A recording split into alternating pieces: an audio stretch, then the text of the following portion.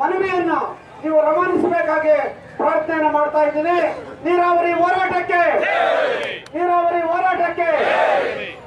ಅವರಿಗೆ ಆಧಾರಿತ ನೀರು ಬೇಕು, ನಮಗ 105 TMC ನೀರು ಬೇಕು ಬಯಲುಸೀಮೆಗೆ ಅಂತ ಹೋರಾಟ ಮಾಡ್ತಾ ಇರುವಂತ ಕ್ಷಣಗಳಲ್ಲಿ ನಮ್ಮ ಸುಮಾರು ವರ್ಷಗಳ ಹೋರಾಟ ಅಂದ್ರೆ AC ಆಫೀಸು ಶಿಡ್ಲಘಟ್ಟದ ಚಿಕ್ಕಬಳ್ಳಾಪುರದಲ್ಲಿ ಅಲ್ಲಿ 65 ದಿವಸ ಹೋರಾಟ, ಆಮೇಲೆ 169 ದಿವಸ ಸತತ ಹೋರಾಟದಿಂದ ಮಾನ್ಯ ಮಂತ್ರಿಗಳು ಅಂದ್ರೆ ಮುಖ್ಯಮಂತ್ರಿಗಳ ಸಭೆಯನ್ನ ಕರೆದು ಅಂದ್ರೆ ನಾವು ಎಲ್ರಿಗೂ ಗೊತ್ತಿರೋ ಹಾಗೆ ಟ್ರ್ಯಾಕ್ಟರ್ ರ್ಯಾಲಿ ಸಮೇತ ನಾವು ಬೆಂಗಳೂರಿಗೆ ಮುಗಿಸಿದಾಗ ಅವರು ಕರೆದು ಎಲ್ಲ ಸಭೆ ಕರೆದು ಮಾತಾಡಿದಾಗ ಈಗ ಡಾಕ್ಟರ್ ಪರಮಶಿವಯ್ಯ ವರದಿಯಿಂದ ಶೀಘ್ರಗತಿಯಲ್ಲಿ ಮಾಡೋದಕ್ಕೆ ಆಗೋದಿಲ್ಲ, ಅದರಲ್ಲಿ ಕೆಲವು ನ್ಯೂನತೆಗಳಿದೆ ಅಂತೇಳಿ ಆಗ ನಾವು ಒಂದು ತಜ್ಞರನ್ನ ಸಮಿತಿ ಮಾಡ್ತೀವಿ ಅಂತೇಳಿ AK ಬಜಾಜ್ ಅನ್ನೋರು ಅಂದ್ರೆ ಈಗ ಬೆಂಗಳೂರಲ್ಲಿ ಸಂಸ್ಕರಿಸಿದೆ ತಮಿಳುನಾಡಿಗೆ ಹೋಗ್ತಾ ಇದೆ, ಬೇಜಾನ್ ನೀರು ಹೋಗ್ತಾ ಇತ್ತು. ಅದನ್ನ ಅಲ್ಲಿನ ಮುಖ್ಯಮಂತ್ರಿಗಳಾದಂತ ಜಯಲಲಿತಾ ಅವರು ಅದನ್ನ ತಡೆ ತಂದಿದ್ರು, ಏನೋ ಆ ನೀರನ್ನ ನಮ್ಗೆ ಯಾವುದೇ ಕಾರಣಕ್ಕೂ ತಡೆ ಮಾಡಬಾರ್ದು ಅಂತೇಳಿ. ಆದ್ರೆ ನಮ್ಮ ಸರ್ಕಾರ ಏನಾಯ್ತು, ನಮ್ಮ ಒಂದು ಹೋರಾಟಕ್ಕೆ ಮಣಿದು ಶೀಘ್ರದಲ್ಲೇ ನಮ್ಮ KC ವ್ಯಾಲಿ ನೀರು ಹಾಗೆ ನಮ್ಮ ಚಿಕ್ಕಬಳ್ಳಾಪುರಕ್ಕೆ HN ವ್ಯಾಲಿ ಅಂದ್ರೆ ನಾಗವಾರ ಮತ್ತು ಹೆಬ್ಬಾಳ ಕೆರೆಗಳ ನೀರನ್ನ ಚಿಕ್ಕಬಳ್ಳಾಪುರ ಮತ್ತೆ ಕೋಲಾರಕ್ಕೆ ಕೊಡ್ತೀವಿ ಅಂತೇಳಿ ಅದನ್ನ ಸಂಸ್ಕರಿಸಿ 2 ಹಂತದ ಸಂಸ್ಕರಿಸಿ ನೀರು ಕೆರೆಗಳಿಗೆ ಬಿಟ್ಟು ಆ ಕೆರೆಗಳಲ್ಲಿ ಇಂಗಿಸಿ ಏನು ಆ ನೀರನ್ನ ನೇರವಾಗಿ ವ್ಯವಸಾಯಕ್ಕೆ ಬಳಸಿ ಆ ಕೆರೆಗಳನ್ನ ಇಂಗಿಸಿ ಅಂತರ್ಜಲ ವೃದ್ಧಿಯಾಗಿ ಬೋರ್ಗಳಲ್ಲಿ ರೀಚಾರ್ಜ್ ಆಗಿ ಆ ಬೋರ್ಗಳಿಂದ ನಾವು ಆ ನೀರನ್ನು ಪಡ್ಕೊಂಡು ವ್ಯವಸಾಯ ಮಾಡಬಹುದು ಅಂತೇಳಿ ಸರ್ಕಾರ ಒಂದು ಸಮಿತಿ ಮಾಡಿ ಅದನ್ನ ಮುಖಾಂತರ ಈಗಾಗಲೇ ಕೋಲಾರದ ಕೆಲವು ಕೆರೆಗಳು ನಾವು ಈಗ ನೋಡ್ಕೊಂಡು ಬಂದಿದ್ದೀವಿ, ಈಗಾಗಲೇ ಹೋಗಿ ಬಂದಿದ್ದೀವಿ, ಎಲ್ರಿಗೂ ಮಾಧ್ಯಮಗಳ ಮತ್ತು ಪೇಪರ್ಗಳ ಮುಖಾಂತರ ಗೊತ್ತಾಗಿದೆ. ಈಗ ನಡೀತಾ ಇದೆ ಆ ಕೆಲಸನೂ ಈಗ ಆಗ್ತಾ ಇದೆ. ನಮ್ಮ ಚಿಕ್ಕಬಳ್ಳಾಪುರ ಭಾಗಕ್ಕೆ ಹೃದಯವಾಗಿದೆ ಈ ನೀರಿನ ಬದಲಾಗಿದೆ ಅಂತ ಇನ್ನೂ ನೀರು ಬಿಟ್ಟು ಕೇವಲ 4 ತಿಂಗಳಾಗಿದೆ, ಅದು 2 ಬಾರಿ ಆಗಿದೆ. ಇವ್ರು ಹೇಳೋದೇನೋ 2 ಬಾರಿ ಬೇಡ 3 ಬಾರಿ ಮಾಡಿ ಅಂತ. 3 ಬಾರಿ ಅಂದ್ರೆ 3 ಬಾರಿ ಕೇಳಿದೆ, ನಾವು ಬೇಡ ಅನ್ನಲಿಲ್ಲ. ಎಲ್ಲಿ ಕೇಳೋದು ನೀವು? ಹೋರಾಟ ಮಾಡ್ರಿ, ನೀವು ಹೋರಾಟ ಇರಲ್ವಾ? ಹೋರಾಟ ಮಾಡಿ ಕೋರ್ಟಲ್ಲ ಒಂದು ಲಾರಿ ಹಚ್ಕೊಂಡು ಇನ್ಸೂರೆನ್ಸ್ ಇದ್ರೆ 10 ಜನ ಮೇಲೆ ಹಚ್ಕೊಂಡು ಹೋದ್ರೆ 10 ಜನಕ್ಕೆ ದಾಖಲೆ ಇದ್ರೆ ಇನ್ಸೂರೆನ್ಸ್ ಕ್ಲಿಯರ್ ಹೋಗ್ತಾರೆ, ಇಲ್ಲ ಓಡಾಡ್ತಾರೆ. ಅದು ನ್ಯಾಯಾಂಗ ವ್ಯವಸ್ಥೆ ಇರೋದು. ನೀನು ನ್ಯಾಯಾಂಗ ಇಟ್ಕೊಂಡು ನಾನು ನ್ಯಾಯಾಂಗದ ಬಗ್ಗೆ ನಾನು ಕೋರ್ಟಲ್ಲಿ ಹಾಕ್ತೀನಿ ಕೇಳೋದು ಅದು ಅರ್ಥ ಸಮಂಜಸ ಅಲ್ಲ. ನೀನು 3 ಬಾರಿ ಮಾಡ್ಬೇಕಂದ್ರೆ ಹೋರಾಟ ಮಾಡು, 3 ಬಾರಿ ಕೇಳು, ತಪ್ಪೇನಿದೆ? ಅದು ಬಿಟ್ಟು ಕೋರ್ಟಲ್ಲಿ ಮನವಿ ಹಾಕಿ ಬರುವಂತ ನೀರಿಗೆ ಅಡ್ಡಾಕಂತ ವ್ಯವಸ್ಥೆ ಇವತ್ತು ದಯವಿಟ್ಟು ಸುಪ್ರೀಂ ಕೋರ್ಟ್ ಮುಖಾಂತರ ನಮ್ಮ ಜನಪ್ರತಿನಿಧಿಗಳು ಕರ್ನಾಟಕ ಸರ್ಕಾರ ಮತ್ತು ಕೇಂದ್ರ ಸರ್ಕಾರದ ಎಲ್ಲ ಶಾಸಕರಿಗೂ ಸಹಿತ ಕೊಟ್ಟು ಈ ತಿರುಗಿಸಿ ತ್ವರಿತ ರೀತಿಯಲ್ಲಿ ಈ ನೀರಾವರಿ ಅನುಷ್ಠಾನ ಈ ಒಂದು ಕಿಚ್ಚಳ್ಳಿ ರಮೇಶ್ ಅವರು ನಮ್ಮ ಸಮಸ್ಯೆ ಏನಿದೆ ಅಂತ ಅವ್ರು ಚೆನ್ನಾಗಿ ಇದ್ರ ಬಗ್ಗೆ ಚೆನ್ನಾಗಿ ಅರಿವಾಗಿದೆ. ಅವರು ನಮ್ಮ ಹೋರಾಟದ ಬಗ್ಗೆ ಹೇಳ್ತಾರೆ. ಕರ್ನಾಟಕ ರಾಜ್ಯ ರೈತ ಸಂಘಕ್ಕೆ ರೈತರ ಹೋರಾಟಕ್ಕೆ ಬೇಕೇ ಬೇಕು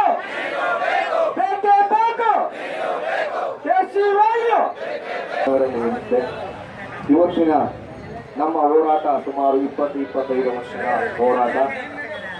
ಈ ವರ್ಷ ಇಲ್ಲ, ನೀರು ನಮಗೆ ಬಂದೇ ಬರ್ತದೆ. ಈ ಕಿಡಿಗೇಡು ಯಾವ್ದು ಕಮಿಷನ್ ಕಾಸಿಗೆ ಹೋಗಿ ಇಲ್ಲಿ ಹೈಕೋರ್ಟ್ ಅಲ್ಲಿ ಹಾಕುವಂತೆ ಯಾವನ ಕಾಂಟ್ರಾಕ್ಟ್ ಬಂದು ನಮ್ಮನ್ನು ಹಿಡಿದು ಮಾಡಿರ್ತಾನೆ, ನಮಗೆ ಕೊಟ್ಬಿಡ್ತೇನೆ ಅಂತ. ಅದರಲ್ಲೂ ಸ್ವಲ್ಪ ರಾಜಕಾರಣಿಗಳು ಯಾರೋ ಒಬ್ಬರದೋ ಇಬ್ಬರದೋ ಹೆಸರು ಬರ್ತದೆ ಅಂತ ಹಿಂದ್ಗಡೆಯಿಂದ ಸ್ವಲ್ಪ ಪುಷ್ ಮಾಡ್ತಾ ಇರ್ಬೋದು. ಕೊಳಚೆ ನೀರಿನ 2000 ಇಸ್ವಿ 98ರಿಂದ 2018ವರೆಗೂ ನಾನು ಈ ಶಿಡ್ಲಘಟ್ಟ ನಗರಸಭೆ ನೀರನ್ನು ನಾನು ಬಳಸ್ತಾ ಇದ್ದೀನಿ. ನಾನು ಬಳಸ್ತಾ ಇದ್ದಾಗ ಈ ಕೆಲವೊಂದು ರೈತರು ಹೇಳಿದ್ರು, ಈ ಭೂಮಿಯಲ್ಲಿ ಸೌಳು ಬಂದು ಬಿಡುತ್ತದೆ, ಅದು ಬಂದು ಬಿಡುತ್ತದೆ, ಇದು ಇನ್ನೇನು ಆಗಲ್ಲ. 18 ವರ್ಷ ಆಯ್ತು, ಈ ನೀರು ನನಗೆ ಯಾವುದು ಫಿಲ್ಟರ್ ಇಲ್ಲ, ಯಾವುದು ಇಲ್ಲ. ಟಾಯ್ಲೆಟ್ ನೀರು ನೇರವಾಗಿ ಬರ್ತದೆ, ಟಾಯ್ಲೆಟ್ ನೀರನ್ನ ನಾನು ನೇರವಾಗಿ ಕೊಡ್ತಾ ಇದ್ದೀನಿ. ಇದು ಫಿಲ್ಟರ್ ಮಾಡಿ ಕೊಡುವಂಥದ್ದು. ಇವತ್ತು ನಾವು ಅಲ್ಲಿ ಹೋಗಿ, ನಾನು ಮೊನ್ನೆ ಮಾಲೂರು ಹತ್ರ ಹೋಗಿದ್ದೆ, ಒಂದು ಕೆರೆ ಸುತ್ತು 13 ಕಿಲೋಮೀಟರ್ ಜಲಾಶಯ ಬೋರ್ವೆಲ್ ನೀರು ಕೊಡ್ತಾ ಇದೀವಿ. ಇವತ್ತು ಏನ್ ನಾವು 1000 ಅಡಿ 1200 ಅಡಿ ಹೋಗಿದ್ದೀವಿ. ಈ ಕೆರೆಗಳಿಗೆ ಏನಾದ್ರೂ ನೀರು ಬಂದ್ರೆ ಆ 1000 ಅಡಿ ಇರತಕ್ಕಂಥ ಒಂದು ಬೋರ್ ಸಾಕು ಒಬ್ಬ ರೈತನಿಗೆ. ಅದು ಎಷ್ಟು ನೀನು 24 ಗಂಟೆ ಹೊಡೆದ್ರೆ ಆ 1000 ಅಡಿ ನೀರು ಬೋರ್ವೆಲ್ ಅಲ್ಲಿ ನೀರು ಕಮ್ಮಿನೇ ಆಗಲ್ಲ.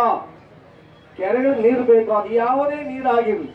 ರಾಜ್ಯ ಸರ್ಕಾರ ಯಾವುದೇ ಸಬ್ಸಿಡಿ ಮತ್ತೊಂದು ಏನು ಬೇಡ. ಈ ಸಬ್ಸಿಡಿ ಕೊಡ್ತಾರೆ ಯಾವ್ದೋ ಆಫೀಸ್ಗಳ ಹತ್ರ ಕೆಲವೊಂದು 10-15 ಜನ ಬ್ರೋಕರ್, ಯಾರೋ ಪುಣ್ಯಾತ್ಮರು ಸುಪ್ರೀಂ ಕೋರ್ಟ್ ಹಾಕ್ಯಾರಲ್ಲ. ನಾವು 2 ಜಿಲ್ಲೆ ರೈತರ ಕಣ್ಣು ಕಾಣ್ದಿರ ಓಡಾಡ್ತಾನ ಈ ಪುಣ್ಯಾತ್ಮನು. ಪುಣ್ಯ ಕಾಣ್ದಿರ ಓಡಾಡ್ತಾನ ಸ್ವಾಮಿ. ರೈತರು ಸಿಕ್ಕಿದ್ರೆ ಅವ್ನು ಇರ್ತಾನ, ಅಲ್ಲೇ ತೆಗಿಬೇಕು ವಾಪಸ್ಸು. ಸುಪ್ರೀಂ ಕೋರ್ಟ್ ಹಾಕಿರೋಂತ ಅಪ್ಲಿಕೇಶನ್ ತೆಗಿಬೇಕು ಅವ್ನು ಸಿಕ್ಕಿದಾಗ. ಇದು ನಾವು ವಾಗ್ದಾನ ಕೊಡ್ಬೇಕಾಗಿರೋದು. ಅವ್ನು ಯಾವ ಹಿಡಿಯಕ್ಕೆ ರೈತನ ಬದುಕೀವಿ ನಾವು ಬ್ರೋಕರ್ಗಾಗಿ. ನೀಚ ನನ್ನ ಮಗ, ನೀಚ ಲಫಂಗ ಅವ್ರಿಗೆ ಕೊಟ್ಬಿಟ್ಟು ಅದು ಎಲ್ಲಿಂದ ಬಂದು ಇವ್ರಿಗೆಲ್ಲ ಇಲ್ಲೇ ಕೊಟ್ಟಿರೋದು. ನಾವ್ ಇಲ್ಲಿ ಇರ್ತಕ್ಕಂಥವ್ರು ಎಲ್ಲರೂ ಯಾವುದೇ ಒಂದು ಕಾರಣಕ್ಕೆ ಲಾಯರ್ ಹತ್ರ ಹೋಗ್ತೀವಿ. ಒಂದು ಕೇಸ್ ಹಾಕ್ಬೇಕಂದ್ರೆ ಕನಿಷ್ಠ ಪಕ್ಷ 500ರಿಂದ 5,000 ಖರ್ಚು ಬರ್ತದೆ. ನಮ್ಮ ಲೋಕಲ್ ಲಾಯರ್ ಹತ್ರ ಸುಪ್ರೀಂ ಕೋರ್ಟ್ ಅಲ್ಲಿ ಸುಮ್ಮನೆ ಆಗೋಗ್ಬಿಡ್ತದ. ಇವತ್ತು ಮಾನ್ಯ ವಿಧಾನಸಭಾ ಅಧ್ಯಕ್ಷರಾದಂತ ರಮೇಶ್ ಕುಮಾರ್ ಹೇಳಿದ್ದಾರೆ, 40-50 ಲಕ್ಷ ಖರ್ಚು ಮಾಡಿ ಸುಪ್ರೀಂ ಕೋರ್ಟ್ ಹೋಗಿದೆಯಲ್ಲ ಮುಂಚೆ. ನೀನು ಎಲ್ಲಿಂದ ಬರ್ತಾಳೆ ನೀನು ದುಡ್ಡು? ಯಾವ ಎಕರೆ ಯಾವ ಎಷ್ಟು ವ್ಯವಸಾಯ ಮಾಡ್ತಾ ಇದೀಯ ನೀನು?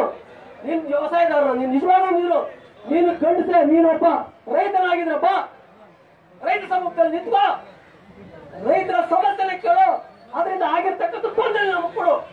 ಈಗ ಚಲಗಾಟದಿಂದ ಹರಿತಾ ತಗೊಂಡ ನೀರಿಂದ ಯಾರಾದ್ರೂ ನಾನು ಸತ್ತಿದ್ದೀನಿ, ನಮ್ಮ ಕುಟುಂಬದಲ್ಲಿ ಹಿಂಗಾಗಿದೆ, ಒಂದು ಉದಾಹರಣೆ ಕೊಡಿಸಿ.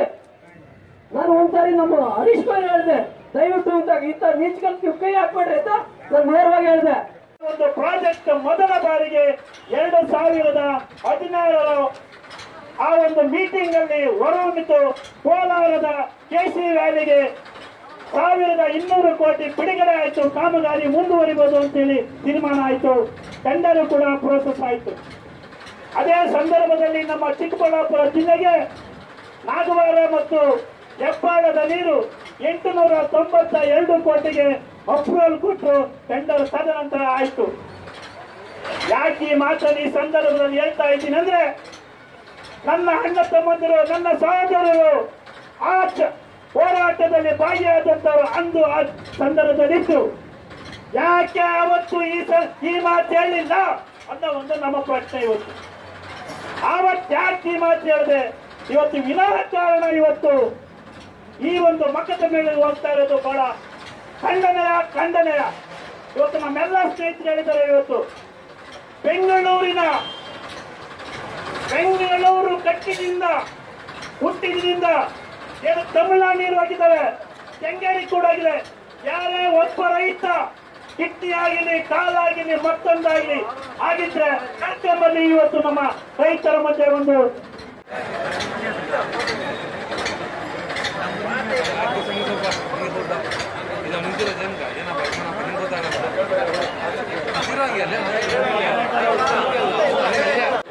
ನೀರಿನ ಬವಣೆಯನ್ನು ನೀಡುವುದಕ್ಕೋಸ್ಕರ ಸರ್ಕಾರಕ್ಕೆ ಏನು ನೀವು ಒಪ್ಪಂದವನ್ನು ನೀಡಿದ್ದೀರಾ?